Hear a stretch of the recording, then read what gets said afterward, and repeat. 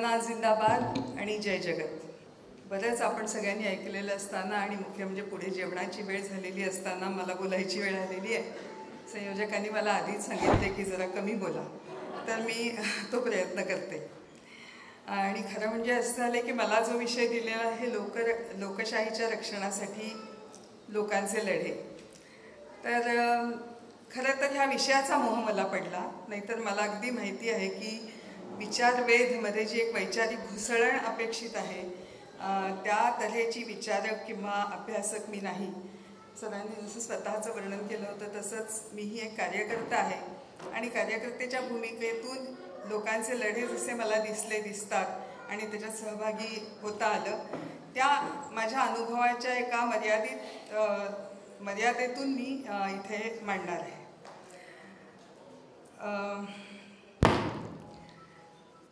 आत्ता माझ्या आधी योगेंद्र यादव बोलले आणि त्यामुळे खरं तर माझं काम खूप सोपं केलेलं आहे त्यांनी. कारण त्यांनी जो सगळा उल्लेख केलेला होता तसं हे खरंच आहे की आपल्या देशाचं स्वातंत्र्य लढा हे एक मोठं जनआंदोलन राहिलेलं आहे. आणि म्हणजे त्या जनआंदोलनाला सुद्धा एका तऱ्हेने ब्रिटिश सत्तेपासून आपल्याला स्वातंत्र्य मिळवून देणं हे जसं होतं त्याचं एक उद्दिष्ट, तसंच ते एक संक्रमण होतं एका सरंजामी व्यवस्थेकडून तर लोकशाहीसाठी तयार अशा समाजाकडे. आणि त्यामुळे आपलं स्वातंत्र्याची लढाई ही ह्या दुहेरी राहिलेली आहे. एका पातळीवर साम्राज्यशाहीकडून स्वातंत्र्याकडे आणि दुसऱ्या पातळीवर लोकशाहीच्या दिशेने एक संक्रमण. आणि ह्यामध्ये जी खुबी आहे की ह्यामुळे जे एक पूर्ण परिवर्तन या सगळ्या काळामध्ये झालेलं आपल्या देशामध्ये दिसतं, ते एक संचित आपल्या सगळ्या लोकशाहीला आहे, संविधानाला आहे, ज्याचं खरं म्हणजे वर्णन योगेंद्र यादव यांनी केलेलं होतं. ह्या तऱ्हेचं एक संक्रमण ही आपल्या संविधानाची एक स्वाभाविक किंवा संविधान ही त्याची एक स्वाभाविक परिणती आहे असं आपल्याला म्हणता येईल. आणि म्हणूनच जसं लोकांच्या लढ्यातून किंवा जन आंदोलनांमधून आपल्याला स्वातंत्र्य मिळालं, त्याच पद्धतीने पुढचा लोकशाहीचा सुद्धा प्रवास आहे त्याच्यामध्ये सुद्धा जनआंदोलनांचं एक स्थान राहिलेलं आहे, भूमिका राहिलेली आहे. आणि ती अतिशय महत्त्वाची भूमिका आहे ज्याच्याबद्दल मला इथे मांडावं असं वाटतं.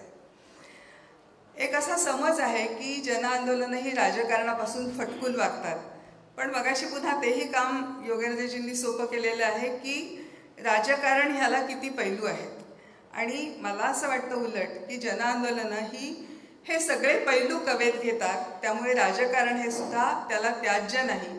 आणि राजकारण म्हणजे संसदीय राजकारण एवढ्यात जर आपण अडकलो असलो तरच फक्त त्याचं एक वेगळं ॲनालिसिस करावं लागेल असं मला वाटतं. मला असं हा विषयाला सुरुवात करताना माझ्या मनात 3 प्रसंग येतात आणि मी जनआंदोलनांच्या अंगाने त्यांच्याकडे पाहते. पहिला प्रसंग असा आहे की जेव्हा स्वातंत्र्य मिळणार अशी एक स्थिती निर्माण झालेली होती आणि नेहरू गांधीजींना भेटायला आलेले होते. गांधीजी सूत कातत होते आणि नेहरू त्यांना हसत हसत म्हणाले, म्हणजे अगदी विनोदानेही म्हणाले असतील, नेहरूंना तसं म्हणायचंच असेल असं नाही, पण ते म्हणाले की बापू, एकदा आता स्वातंत्र्य मिळालं की हा तुमचा चरखा खुंटीला टांगावा लागेल किंवा टांगला जाईल. त्यावर बापू असं त्यांना म्हणाले की त्यावेळी मी तुझ्या जेलमध्ये असेन. मला वाटतं की हे गमक आहे की स्वातंत्र्यानंतर सुद्धा जेव्हा लोकशाही येते, स्वतंत्र देश म्हणून आपण होतो, तेव्हा सुद्धा जनआंदोलन ही काय गोष्ट असावी लागते ह्याचं एक ध्वनित केलेलं आहे गांधीजींनी इथे.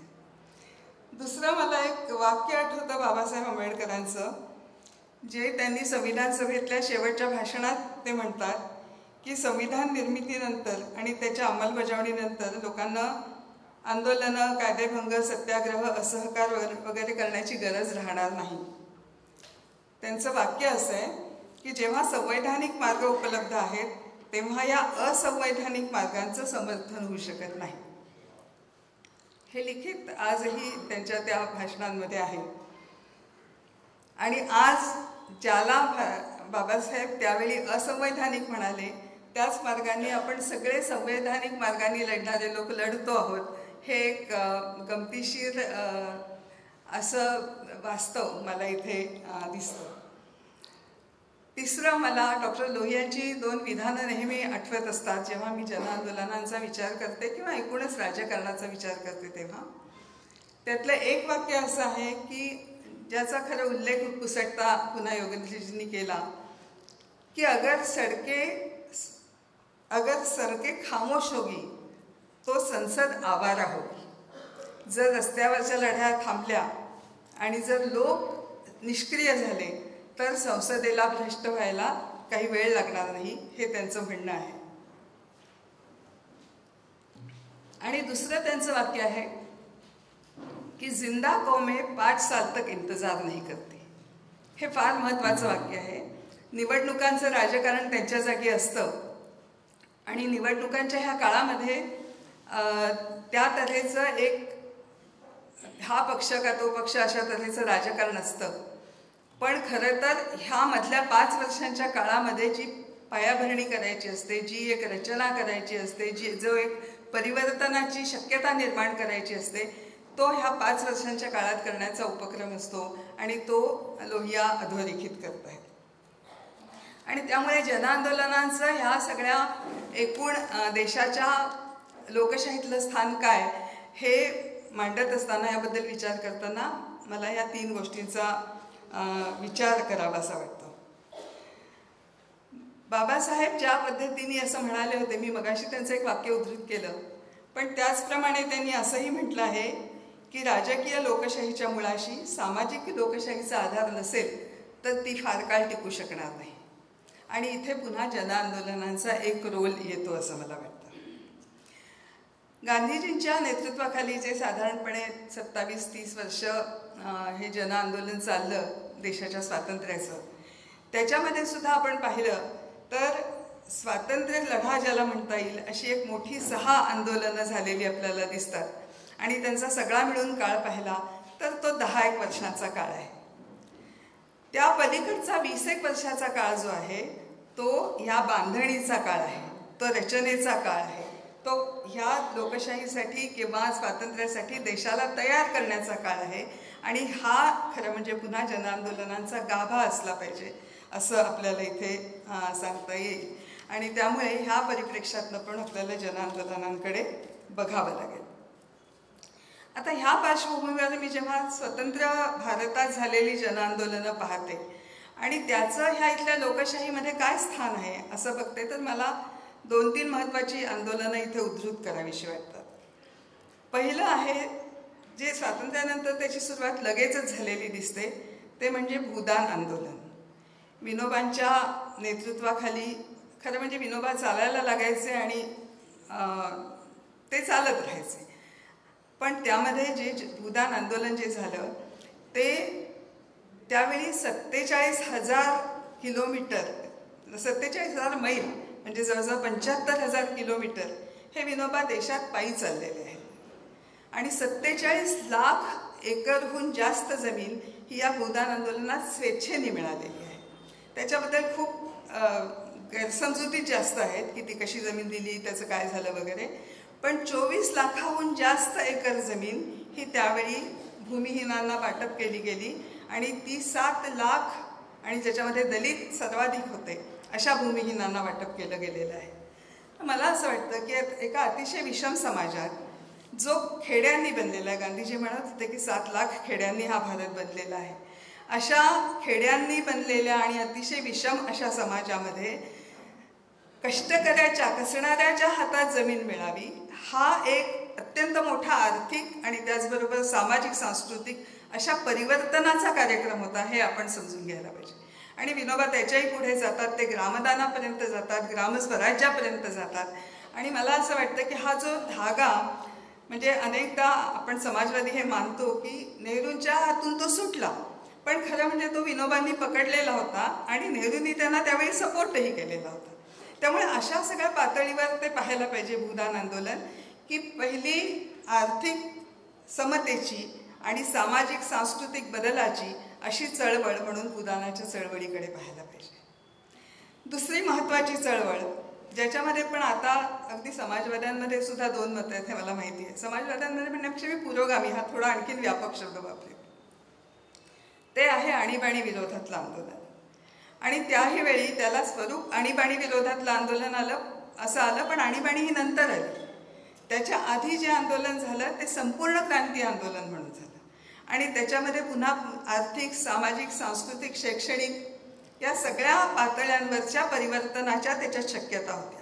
ते पूर्ण अहिंसक आंदोलन होतं आणि ते पुन्हा गांधीजींच्याच एका शिष्यानी त्याच्या नेतृत्वाखाली झालेलं आंदोलन होतं. त्याच्या अनालिसिसमध्ये मी आता जाणार नाही, कारण पुन्हा त्यांनी काय झालं आणि इंदिराजी म्हणत होत्या ते काय होतं वगैरे. मला असं वाटतं की इंदिराजी आणि RSS याच्यामध्ये फरक करायला निश्चित पाहिजे. त्यामुळे प्रायः त्या ते काय हुकुमशाह होत्या असं आज माझं म्हणणं नाही. पण त्यावेळी जे काय झालं त्याच्यामध्ये आपल्याला हे निश्चितपणे म्हणता येईल की त्या आंदोलनामध्ये राजकीय परिवर्तनाच्या शक्यता त्यातून निर्माण झाल्या. त्या खरं तर इंदिराजींनी ओढवून घेतल्या असंही म्हणता येईल. पण तो भाग नाही आपल्या चर्चेचा.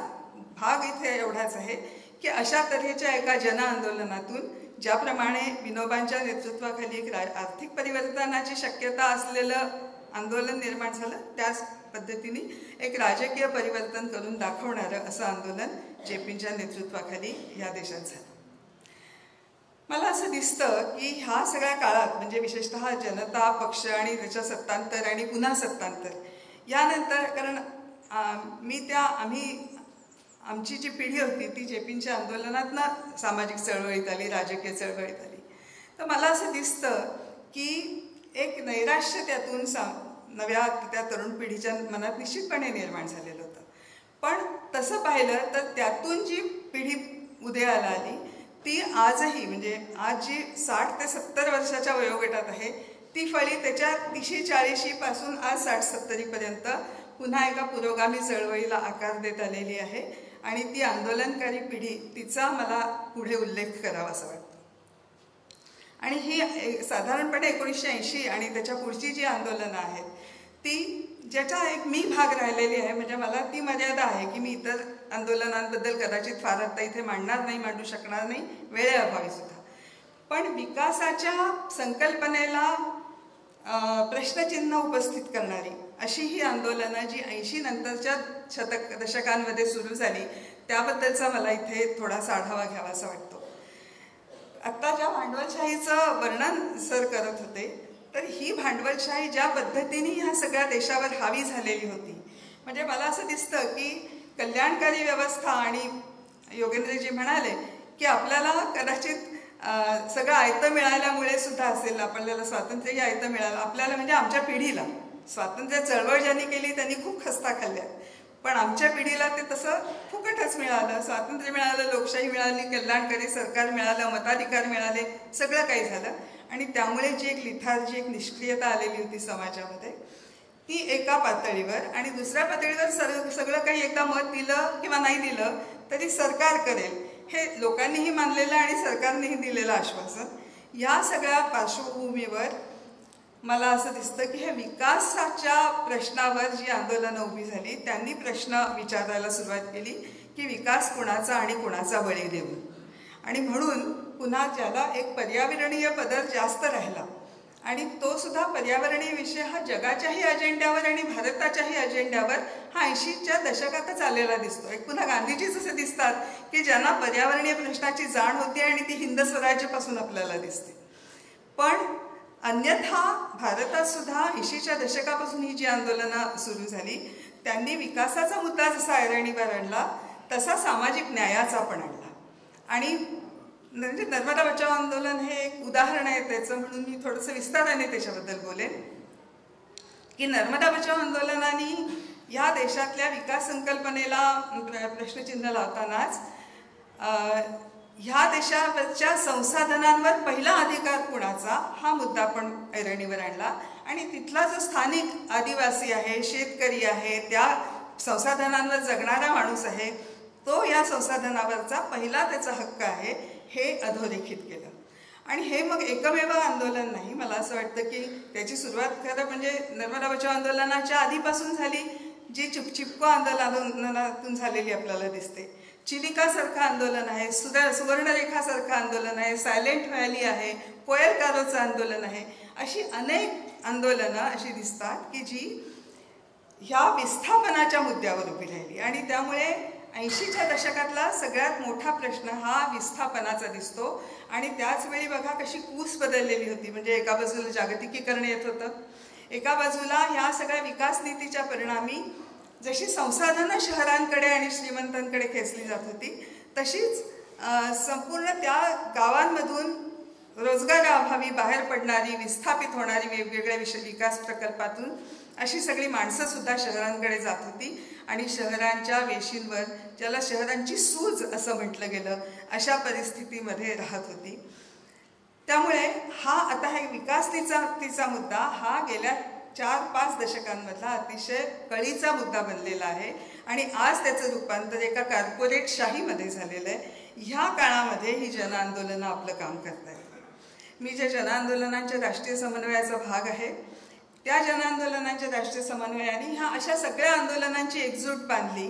आणि त्याचं एक वैशिष्ट्य असं राहिलं की एका पातळीवर ही जी विकास नीती आहे त्याच्यावर प्रश्नचिन्ह, ही जी नवभांडवली कॉर्पोरेटिव्ह विकास नीती जी सगळ्या गरिबांना, दलितांना, आदिवासींना, भुक्तभोगींना चिरडून अशा पद्धतीने उभी झालेली आहे. इमल्यावर इमले सजले असं म्हणतात श्रीमंतांचे तशी. दुसऱ्या पातळीवर तुम्हाला आठवत असेल तर त्याच वेळी राम जन्मभूमीचा मुद्दा काढून, बाबरी मस्जिद पाडून एक ह्या देशांमध्ये सांप्रदायिक तेढ निर्माण करण्यात आली. तो काळ आहे. आणि त्या पार्श्वभूमीवर ही आंदोलनं पर्यायी विकासाची परिभाषा निर्माण करत होती. आणि म्हणून जसं मी पहिल्या 2 आंदोलनांचा जिक्र केला की एक परिवर्तनाची शक्ती त्यांच्यात होती, त्याचप्रमाणे ह्या आंदोलनांमध्ये, विकास नीतीला प्रश्नचिन्ह लावणाऱ्या आंदोलनांमध्ये पर्यायी विकासाची दिशा दाखवण्याचं एक काम त्यांनी केलेलं आहे. आणि पुन्हा जी वाट गांधीजींनी त्यावेळी दाखवली, आणि आता आपल्याला माहिती आहे, आणि हे खरं खूप सगळ्यांना म्हणजे ह्याच्यात काही दुमत असण्याचं कारण नाही, की जे गांधीजी म्हणतात की ह्या पृथ्वीची क्षमता प्रत्येक जीवमात्राची भूक भागवण्याची आहे, पण कुणाही एकाची हाव भागवण्याची नाही. किंवा ते असंही म्हणतात की मागच्या पिढीचं संचित पुढच्या पिढीकडे देण्यासाठी आपण आहोत. हे सगळं लुटण्याचं, हे सगळं संपवण्याचं आपल्याला अधिकार नाही. मला वाटतं की हा सगळा गाभा या विकासाच्या संदर्भातल्या आंदोलनांचा आहे. त्याचं मी खूप तपशिलात जाणार नाही वेळेअभावी, पण मला इथे असं नमूद करावं असं वाटतं की त्याचमुळे एका पातळीवर म्हणजे पुन्हा 2000च्या पहिल्या दशकामध्ये सेस असो, कॉरिडॉर्स असो, किंवा मोठे मोठे मेट्रो आणि मोनो आणि काय प्रकल्प येऊन आपल्या महाराष्ट्रातला समृद्धी महामार्ग आपल्याला माहिती आहे, एक पूर्ण विषमतेचं एक पूर्ण काय म्हणू टोक गाठल्याचं असं आत्ता चित्र आपल्याला दिसतं.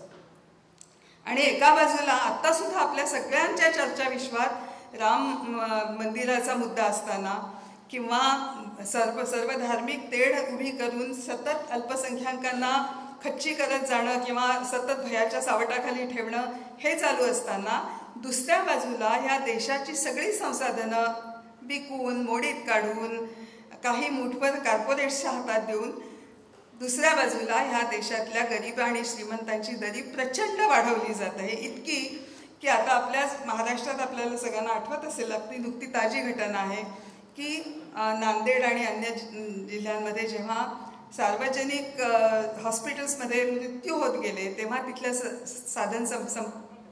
संसाधनांची, तिथल्या एकूण व्यवस्थेची काय स्थिती आहे ती पुढे आली. आज ह्या देशातल्या आणि महाराष्ट्रातल्या सुद्धा शिक्षणाची जी जबाबदारी आहे ती ह्या सरकारने आपली काढून घेतलेली आहे आणि ती पण कॉर्पोरेट्सच्या ताब्यात दिलेली आहे. आणि त्यामुळे जे शिक्षणाचे, रोजगाराचे, स्वास्थ्य सेवांचे असे अगदी मूलभूत गरजांच्या पूर्तीची जबाबदारी जी सरकारची राहिलेली आहे ती पण आज सरकारने काढून घेतलेली आहे. आणि अशा ह्या काळामध्ये आपण दोन्ही पातळ्यांवर ही विकासाच्या आंदोलनांकडे पाहिलं पाहिजे. एक, जी ज्या ठिकाणी आहेत तिथे संसाधनांवरचा अधिकार शाबूत ठेवण्यासाठी होणारी आंदोलनं, आणि दुसरी शहरांच्या मध्ये स्वस्त सेवा उपलब्ध करून देऊन आणि अतिशय नरकात राहिल्यासारखं जीणं ज्यांना जगावं लागतं अशा शहरी कष्टकरी गरिबांचे प्रश्न, हे दोन्ही एकत्रित पाहिले पाहिजेत, तर आपल्याला त्याच्यावर तोडगा काढता येईल अशी आत्ताची स्थिती आहे.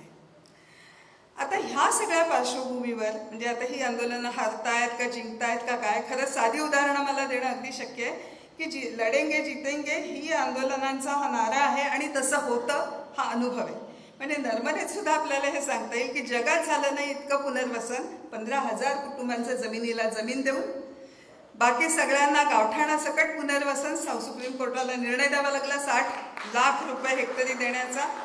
आणि बाकी जे काही दावे सरकार करत होतं ते सगळे खोटे ठरलेले आहे, ते आपल्याला दिसतंय. ते समुद्र आत येणं असो, नदी कोरडी पडणं असो, इतर पाणी जिथे जाईल कच्छ आणि सौराष्ट्राच्या दुष्काळी भागात असं सांगितलं होतं ते त्याऐवजी अंबानी आणि अदानींना जाणं असो, हे सगळं खरं ठरलेलं आहे. आम्ही ज्या लवासामध्ये काम केलं त्या लवासात आत्ता बंद पडलं पण टांगती तलवार पुन्हा असते, पण त्याही वेळी आम्ही सगळ्या मुद्द्यांवर म्हणजे त्या संसाधनांवरच्या अधिकारांपासून त्या गावांच्या अस्तित्वाच्या प्रश्नापासून तर एखाद्या कॉर्पोरेटला पाण्यासारख्या पहिला प्राधान्यक्रम ज्याचा पेयजलासाठी असतो तो कॉर्पोरेटच्या चैन चंगळीसाठी द्यायचा का, इथपर्यंतचे मुद्दे लवासामध्ये सुद्धा आम्ही लावून धरले होते. त्यामुळे ही सगळी जन आंदोलनं हे एक समग्र परिवर्तनासाठी लढतायत, हे मला फक्त इथे आपल्या पुढे नम्रपणे मांडायचं आहे.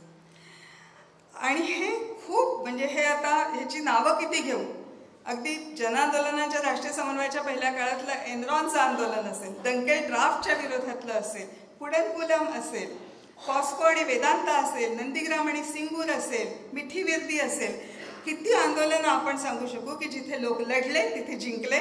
आणि हे करत असताना विशेषतः ज्या मुशीतून ही सगळी आंदोलनं घडली त्यामुळे त्या आंदोलनाच्या अंतर्गतच्या परिवर्तनाच्या ज्या शक्यता आहेत त्या पण आपल्याला स्पष्ट दिसून येतात की तिथल्या समाजाच्या आत जी एक बदलाच्या सगळ्या प्रेरणा निर्माण झाल्या. या प्रत्येक आंदोलनांमध्ये स्त्रियांचं नेतृत्व पुढे आलं, या प्रत्येक आंदोलनांमध्ये स्त्रिया मोठ्या प्रमाणात पुढे आल्या. ही सगळी आंदोलनं ही दलित, आदिवासींची आणि अल्पसंख्याकांची राहिलेली आहेत. मुंबईसारख्या घर बचाव घर बनाव आंदोलनासारख्या ठिकाणी मुस्लिम आणि दलित आणि सगळा हा कारागीर वर्ग असतो जो ओबीसीमधल्या खालच्या तबक्यामध्ये येतो. त्यामुळे ही सगळी आंदोलनं आहेत ही समाजातल्या तळचा वर्ग चालवत आहे आणि तरी ती शांतीपूर्ण राहिलेली आहे, तरी ती संवैधानिक मार्गाने राहिलेली आहेत. हा महत्त्वाचा मुद्दा आहे. मला असं वाटतं की हे आंदोलनांचं मोठं काय म्हणू एक देणं ह्या देशाला आहे असं मला म्हणावंसं वाटतं. दुसऱ्या पातळीवर एक पॉलिसी मेकिंग किंवा पॉलिसीजमध्ये करावे लागणारे बदल म्हणजे साधा बघूया आपण की नर्मदेच्या पहिल्या काळात जेव्हा आम्ही कुठलाही कागद मागत होतो तेव्हा माहिती अधिकार कायदा नव्हता. 2005 साली जेव्हा माहिती अधिकार कायदा आला तो जन आंदोलनांच्या रेट्याने आलेला आहे. वन अधिकार कायदा असो, पेसा असो आणि तिथपासून तर आतापर्यंतचा भूसंपादन कायदा असो, हे सगळे कायदे आग्रहपूर्वक लोककेंद्री करण्याचं काम हे म्हणजे आधी आणण्याचं रेटा लावून आणि नंतर ते लोककेंद्री जितके जास्तीत जास्त होतील असं बघून करण्याचं काम हे जन आंदोलनांनी प्रायः केलेलं दिसतंय. म्हणून एका पातळीवर जरी जन आंदोलनं ही निवडणुकीच्या राजकारणात उतरत नसतील तरी आज असं दिसतं आहे की जन आंदोलनांच्या रेट्यांनीच ही परिवर्तन होत आहेत जी राजकीय परिवर्तन आहेत. हे मला इथे मांडायचं आहे. त्याची ताजी उदाहरणं म्हणजे शेतकरी आंदोलनाचं घ्या, CAA NRCचं घ्या की ज्या ठिकाणी लोक उभे राहिले आणि लोकांनी दट्टून उभं राहिलं की नाही हे चालणार तिथे सरकारला माघार घ्यावी लागलेली आहे. आज CAA NRC मध्ये कोविड येऊन गेलं मला मान्य आहे, पण CAA NRCची बात आज सरकार करत नाही आहे. शेतकरी आंदोलनांमधून नंतरच्या अनेक गोष्टी राहिलेल्या आहेत आणि त्याच्यासाठी शेतकऱ्यांना लढावंच लागणार आहेत आणि लढतायत. पण जे काळे कायदे केले गेले होते, जे शेतकरी विरोधी कायदे केलेले होते ते मागे घ्यावे लागले सरकारला, हे आपण लक्षात घेतलं पाहिजे. आणि हे जन आंदोलनांचं राजकारण आहे असं मला वाटतं. आणि म्हणून जे 5 योग मगाशी योगेंद्रजी म्हणत होते ते 5ही योग इथे जन आंदोलनं काय म्हणू कृतीत आणत आहेत आणि त्यामुळे त्याला खूप मर्यादा आहेत. त्या सगळ्या मर्यादा मला मान्य आहेत, आपल्याला सगळ्यांना मान्य आहेत.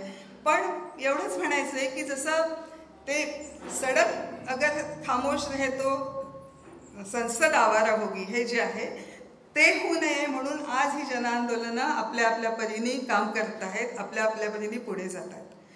मुद्दा असा आहे की एका बाजूला हे प्रचंड कॉर्पोरेटी दमन, कॉर्पोरेटी ताकद, दुसऱ्या बाजूला आजचं जे सरकार आहे विशेषतः की ह्या जनआंदोलनांना त्यांची कामं किंवा त्यांचे जे प्रश्न आहेत जे उपस्थित करतायत ते पुढे आणण्यासाठी इतके अडथळे आणि त्याचबरोबर दुसऱ्या पातळीवर हा फॅसिझमचा जो सगळ्यात मोठा धोका आहे, त्यामुळे अनेकदा आपल्या आंदोलनांची प्रायोरिटी सुद्धा ठरवताना जनआंदोलनांना प्रश्न पडतात.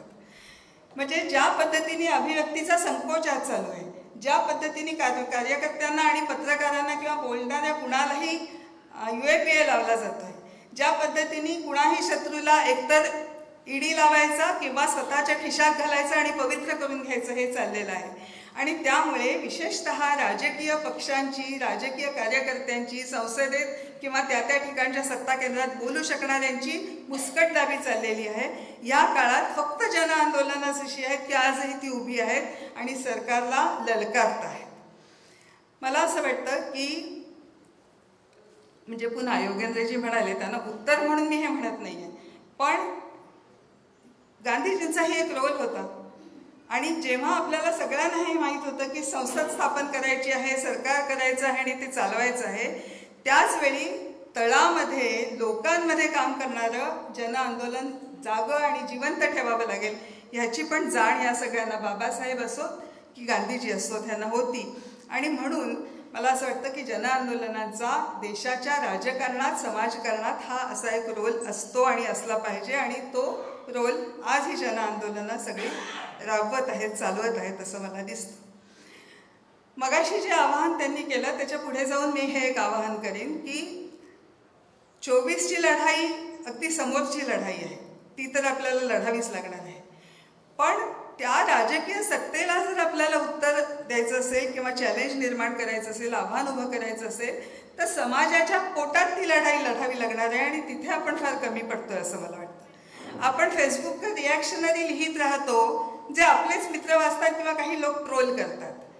पण म्हणजे एक साधं उदाहरण आपल्याला देते. मला खरोखर मी त्या सगळ्या विचारप्रवाहाच्या अगदी पूर्ण विरोधात असले तरी मला आज ज्या पद्धतीने राम मंदिराचं आंदोलन, आपण म्हणूया त्यालाही, ज्या पद्धतीने हाताळतायत त्याचं मला खरोखर अशासाठी त्याविषयी वाटते की त्याच्यातनं काही आपण शिकायला हवं असं मला वाटतं. म्हणजे आज प्रत्येक माणसाला, प्रत्येक माणसाच्या घरापर्यंत ते जाऊन पोचलेले आहेत, जे स्वातंत्र्य लढ्यात गांधीजी आणि त्यांचे लोक जाऊन पोचलेलेच होते. म्हणजे जेव्हा तिथे अक्षत घेऊन जातात त्यांचे लोक, जेव्हा कलश घेऊन फिरवतात, जेव्हा सांगतात की तुम्ही या अमुक दिवशी, या त्या 22 तारखेला तुम्ही तुमच्या घरी जश्न, दिवाळी साजरी करा, हे जेव्हा म्हणतात तेव्हा घराघरापर्यंत, मनामनापर्यंत पोचणं हे एका बाजूला चाललंय. पण त्याहून गंभीर हे आहे की बाबरी मशीद पाडून, भयंकर असा रक्तपात करून, या देशामध्ये पूर्ण नवी फाळणी निर्माण करून त्याच्यावर ही आधारशिला राम मंदिराची उभी आहे. याकडे ह्या देशाचं विस्मरणात टाकण्याचं असं कार्य ह्याच्यातून चाललेलं आहे. लोक अत्यंत भाबडेपणाने त्याला सामोरे जातात. आणि त्यावेळी आपण मात्र म्हणत असतो की राम शाकाहारी होता का मांसाहारी होता, रामाने सीतेला अमुक केलं का तमुक. तो राम इथल्या समाजाच्या मनात नाही आहे. सीतेला त्यागणारा राम कुणी त्याचं समर्थन करत नाही, शंभुकाचा वध करणारा राम कुणी त्याचं समर्थन करत नाही. तेव्हा आज जेव्हा लोकांच्या मनात त्यांनी एक तऱ्हेचं, ते मगाशी मते म्हणाले तसं की धर्माचं आणि संस्कृतीचं सगळं क्षेत्रच आपण त्यांना आंदण देऊन टाकलं आणि त्यामुळे धर्म आणि संस्कृतीबद्दल काही बोलण्याची अशी आपले आता हेच उरलेली नाही, आपल्याला काही संधीच उरलेली नाही, अशी स्थिती सगळी निर्माण झालेली आहे. मला असं दिसतं की मी जरी विकासाच्या आंदोलनांबद्दल बोलत असले मुख्यतः, तरी आपल्याला जे एकूण समाज परिवर्तनाची दिशा बघायची आहे आणि त्या दिशेने पुढे जायचं आहे, त्यामध्ये हे सगळे अडथळे आहेत. त्यांच्याकडे कसं बघायचं, त्यांना कसा प्रतिसाद किंवा प्रतिक्रिया द्यायची, हा एक भाग आहे. पण तो होत असताना आपल्या पायाखालची जमीन सरकत नाही आहे ना, आपला देश आपल्या हातून सुटत नाही आहे ना, आपल्या ज्याला जल जंगल जमीन आणि पुढे आपण खनिज संपत्ती आणि जन आणि जानवर असंही आम्ही सगळे जोडतो. असं जे सगळं आहे, ह्या सगळ्याच्या सकट हा देश, या देशाची लोकशाही, ह्याची निर्णय प्रक्रिया, ह्याचे लोकशाहीमधल्या छोट्या संस्था हे टिकणार की नाही, हा खरा म्हणजे आता प्रश्न आहे आमच्यासारख्या कार्यकर्त्यांपुढचा. इथे साधनाताई दधीच बसल्या आहेत आणि त्या सतत ग्रामसभेच्या संदर्भात बोलत असतात, सतत ग्रामीण पातळीवरच्या संरचनांबद्दल बोलत असतात. मला वाटतं की पुन्हा एकदा कदाचित जास्त आपल्याला पुन्हा उलटं गेल्यासारखा वाटेल प्रवास. आणि हेही आपल्याला मी सांगते की एका पातळीवर जिथे जिथे आपली शक्ती आहे, जनआंदोलनं, निवडणुकीचं पण राजकारण आपल्या पातळीवर सुद्धा नाकारत नाहीत.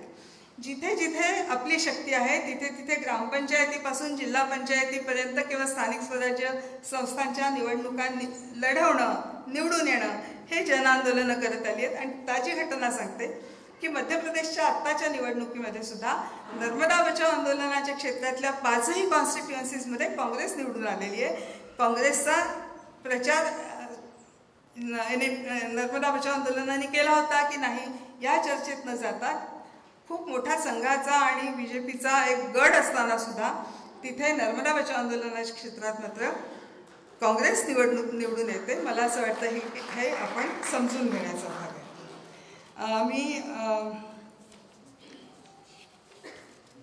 मला वाटतं की मी बऱ्यापैकी कव्हर केलेलं आहे आणि त्याचं सगळं मिळून काही टोक आहे की नाही मला माहिती नाही. म्हणून शेवटी फक्त एक मला काही तुम्हाला एकत्रितपणे सांगावं असं वाटतं, तेवढं फक्त मी सांगते की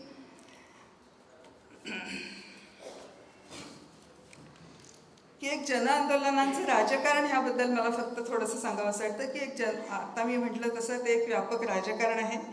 निवडणुकीच्या राजकारणात राजकीय पक्षांना पर्याय म्हणून जनआंदोलनांना भूमिका घेता येतेच असं नाही, पण मुद्द्यांवर आणि भूमिकेबद्दल घेता येते आणि घेतली जाते. निवडणुकीत संघटित हस्तक्षेप केला जातो. आपली ताकद आहे त्या पातळीवरचं राजकारण स्थानिक स्वराज्य संस्थांच्या निवडणुकांपासून तर अन्य निर्णय प्रक्रियांपर्यंत केलं जातं. मात्र देशाच्या एकूण निवडणुकांवर प्रभाव पाडू शकेल अशी आज जनआंदोलनांची ताकद नाही. समग्र परिवर्तनाची भूमिका घेऊन काम करणारी जनआंदोलन आज कार्यरत असली तरी देशपातळीवरील प्रश्न समग्रतेने उचलतील अशी त्यांची ताकद नाही. मला वाटतं की ही मर्यादा आपण सगळ्यांनी जाणून घेतली पाहिजे. पण त्याचबरोबर सामाजिक न्याय, लोकशाही, विकासाची संकल्पना, जीवनशैली अशा सगळ्या मुद्द्यांवर समाजात जी काय घुसळण होताना दिसते आहे ती या राजकीय पक्षांच्या द्वारे आज नाही, तर ती या विविध मुद्द्यांवर काम करणाऱ्या जनआंदोलनं, सामाजिक संस्था, संघटना, समूह यांच्या सुट्ट्या किंवा व्यापक कामामुळेच होते आहे. हे मला वाटतं की आपण इथे मला स्पष्ट करावं असं वाटतं. आणि आज जेव्हा सगळ्या विपरीत स्थितींचा आपण सामना करतो आहोत त्यावेळी जनआंदोलनांची जशी एक परीक्षेची घडी आहे तशी ती आपली सगळ्यांची आहे. या जनआंदोलनांना साथ सर्व प्रकारे देण्याचं एक आवाहन त्यामुळे ह्या निमित्ताने आहे. आणि जनआंदोलनं तर म्हणत आलीच आहे की दम है कितना दमन में तेरे देख लिया है देखेंगे. मला वाटतं की हेच म्हणत लढेंगे और जीतेंगे असं जनआंदोलनं मानत आली आहेत, करत आलेली आहेत आणि आपली सगळ्यांची साथ त्यांना हवी आहे. जिंदाबाद आणि जय जय. मस्जिद पाडली याचं दुःख लोकांना वाटत नाही. आपण संविधानांना आणि लोकशाही विरुद्ध काम केलं हा पश्चाताप का वाटत नाही? असं वाटू नये असं वातावरण निर्माण केलं असं मी म्हटलं.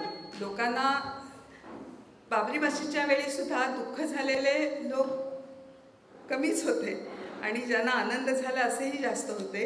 हे सगळं त्यांनी जे अतिशय काय म्हणू चलाखीने केलेलं जे सगळं ह्या देशामध्ये होतं काम, की ज्यांनी विद्वेष निर्माण होईल, ज्यांनी हा देश हिंदूंचा आहे किंवा हिंदू राष्ट्र निर्मितीचा जो सगळा प्रयत्न आहे ह्या दिशेने त्यांची वाटचाल ही गेली 100 वर्ष चालू आहे. आपण हे लक्षात घेऊया की हे साधं आत्ताचं कालचं परवाचं नाही आहे. ही 100 वर्षांची अतिशय पेशन्सनी केलेली वाटचाल आहे त्यांनी. आणि त्यामुळे आत्तासुद्धा जेव्हा बाबरी मस्जिद पडल्यानंतर सुद्धा अगदी आत्ता गेल्या 10 वर्षात झालेल्या मॉब लिंचिंगच्या घटना पहा, त्याच्यामध्ये लोकांना त्याच्याबद्दल काही घेणं राहिलेलं आहे असं आपल्याला दिसतं का?